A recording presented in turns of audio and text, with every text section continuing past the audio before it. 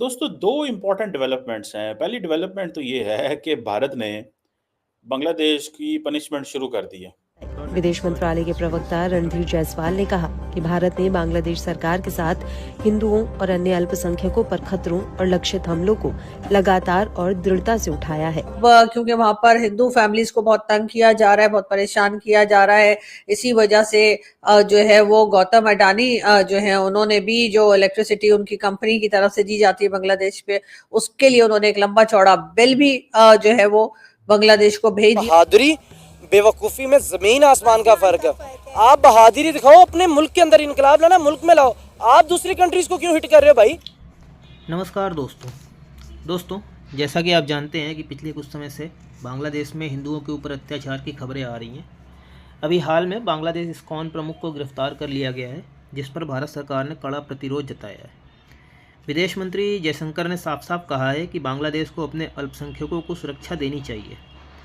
इस बार IPL में एक भी बांग्लादेशी खिलाड़ी को नहीं लिया गया है, जिसको भारत की तरफ से बांग्लादेश को एक जवाब समझा गया है। इसके अलावा अडानी पावर ने बांग्लादेश से अपने बकाए पैसे भी मांग लिए हैं, जिसके लिए हाथ जोड़ते हुए यूनुस की तस्वीरें पूरे विश्व ने देखा। शेख हसीना के हटने के बाद से अब तक कपड़ा उद्योग की 500 से ज़्यादा फैक्ट्रियाँ बांग्लादेश से भारत में स्थानांतरित हो गई हैं। तो देर ना करते हुए आइए देखते हैं पाकिस्तानी मीडिया और पब्लिक की प्रतिक्रिया। दोस्तों, एक बड़ी डेवलपमेंट हुई है इंटरनेशनल क्रिकेट के अंदर, क्योंकि आजकल क्रिकेट का दौर दौरा है कि बांग्लादेश के किसी प्लेयर को IPL की ऑक्शन पे भारतीय जो IPL होती है उन्होंने बाय नहीं किया। आप ये क्या कहेंगे कि ये ऐसे ही हो गया?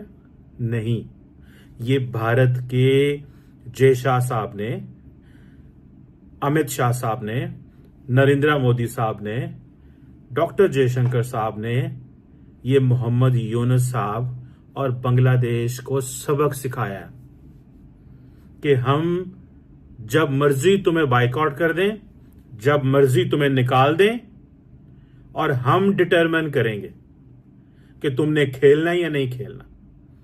थोड़ा सा पीछे चले जाएं, कुछ साल पहले पाकिस्तानी प्लेयर्स को IPL में लेना बंद कर दिया गया था। क्यों?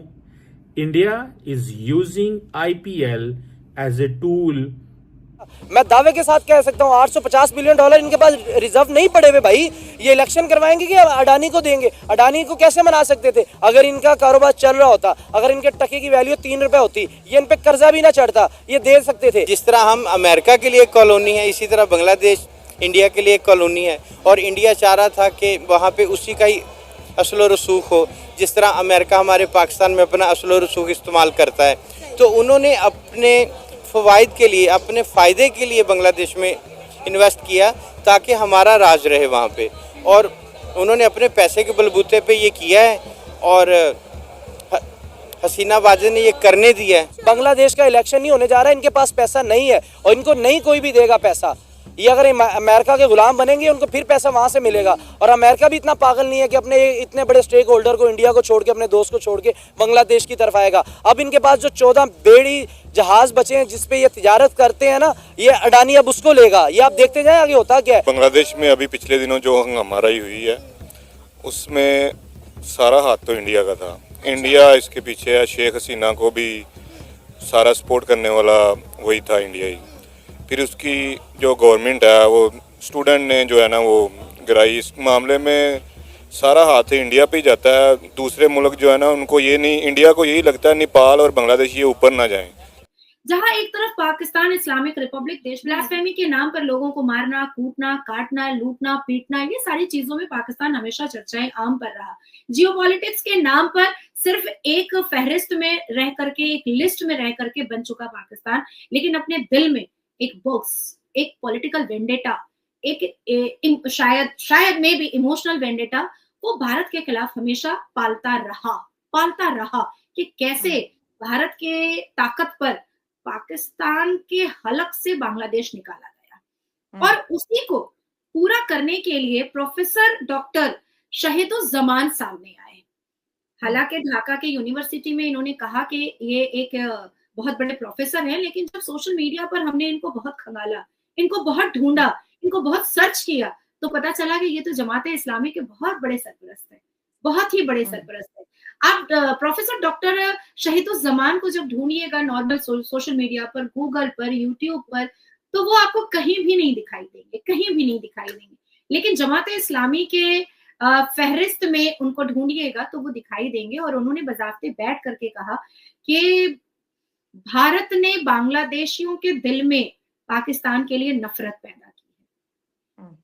भारत ने बांग्लादेशियों के दिल में पाकिस्तान के खिलाफ जहर बोया है। ये कौन कह रहा है?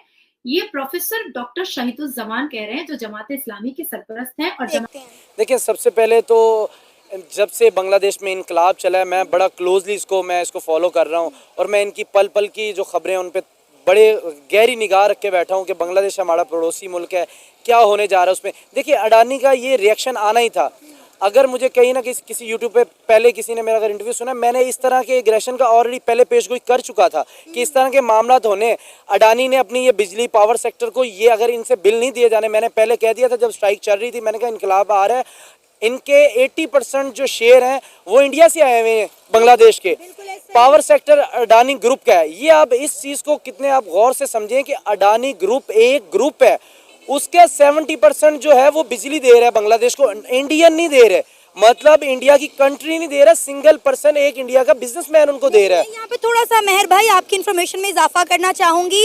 इंडिया के भी कई ऐसे सरकारी इदारे हैं जो बांग्लादेश को हेल्प आउट कर रहे हैं, वहाँ से भी बिजली आती है। यानी कि 60% जो है वो अडानी दे रहा है। मैं ये कहना चाह रहा हूँ, वो दे रहे हैं 60% अडानी दे रहा है, 20% नेपाल दे रहा है, लेकिन वो इंडिया के ही रास्ते दे रहा है। क्योंकि नरेंद्र मोदी ने वहाँ प्लांट लगा दिया था जब नेपाल को ज़रूरत थी। क्योंकि नरेंद्र मोदी की मैंने बात देखी है, वो जिस भी अपने पड़ोसी मुल्क को ज़रूरत होती किसी चीज़ों की, वो फाइनली ये नहीं कि भी आप ये हेल्प, वो टोटली उनको लगा के दे देते हैं। वो नेपाल के पास बिजली स्टॉक नहीं हो पा रही थी, उन्होंने कहा हमें नहीं चाहिए इंडिया ने, उन्होंने कहा बांग्लादेश को दे दो। अब अडानी के अलावा नेपाल भी सोच रहा है कि भाई उनके 850 बिलियन डॉलर नहीं दे रहा तो शायद हमारे पैसे भी ना खा जाए। इस रिएक्शन का बिल्कुल बांग्लादेशी अवाम को भी बाखूबी पता था, लेकिन कुछ उनके अंदर कुछ इस तरह के हैं लोग जो इनकलाब के नाम पे पूरा बेड़ा गर्क कर दिया उन्होंने अपने मुल्क का। एक इकॉनमी, टके की कीमत 3 रुपए थी हमारे पाकिस्तान रुपीज़ में, अब टका टके का भी नहीं रहा, टका रुल गया है। इंडस्ट्री 50%, ये मैं एवं नहीं कह रहा कि 50%, मैं पूरा एक फिगर के साथ बता रहा हूँ कि 50% बांग्लादेश की इंडस्ट्री बंद पड़ी है भाई। तो दोस्तों, जैसा कि हमने देखा, बांग्लादेश अब पाकिस्तान के नक्शे कदम पर चलते हुए एक इस्लामिक मुल्क बनने की ओर अग्रसर है। बाइकॉट इंडिया के नारे वहाँ आम हो गए हैं और पाकिस्तान के प्रति प्रेम दिखाया जा रहा है। और इन सब के जड़ में जमात इस्लामी और BNP जैसी पार्टियाँ हैं जो अपने भारत विरोध के लिए पहले से ही चर्चित हैं। कहा जा रहा है कि बांग्लादेश स्टूडेंट प्रोटेस्ट में CIA और ISI की बड़ी भूमिका थी और ये सब भारत को एशिया में सुपर पावर बनने से रोकने का प्रयास है। अमेरिका, चीन और पाकिस्तान नहीं चाहते कि भारत एक सुपर पावर के रूप में खुद को स्थापित करे।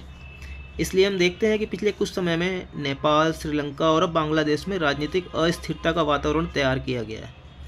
बांग्लादेश और भारत के संबंध आगे क्या मोड़ लेंगे वो आने वाला समय बताएगा, पर अभी के लिए स्थितियाँ भारत के अनुकूल नहीं हैं। अगर आपको वीडियो पसंद आई हो तो लाइक, सब्सक्राइब और शेयर करना ना भूलें